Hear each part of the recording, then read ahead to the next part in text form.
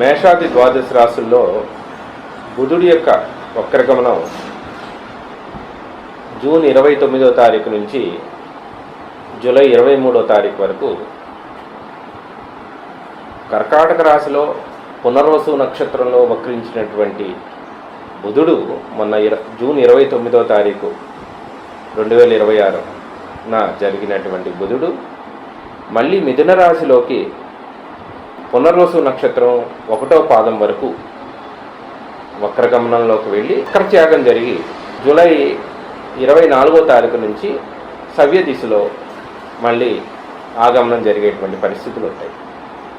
కాబట్టి ఈ 24 రోజుల యొక్క గమనాన్ని మనం పరిశీలించినట్టయితే వృశ్చిక రాశి వారికి అష్టమంలో ఉండటం వల్ల చర్మ సంబంధమైనటువంటి వ్యాధులు, శ్లేష్మ సంబంధమైన వ్యాధుల్లో ప్రధానంగా ఇబ్బంది పడతారు.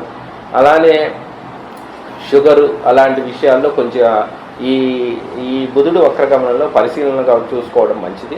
కొద్దిగా ఇబ్బందులతో కూడుకున్న పరిణామం ఉంటుంది. కానీ అష్టమంలో బుధుడు ఉండటం వల్ల గవర్నమెంట్ వృత్తిలో ఉన్న వారికి కాస్త అనుకోని కాస్త ఏంటంటే సత్ఫలితాలని పొందుతారు. గవర్నమెంట్ వృత్తిలో ఉన్న వాళ్ళకి ప్రమోషన్స్, అవార్డ్స్ ఇలాంటివి రావడానికి ఆస్కారం ఉంటుంది.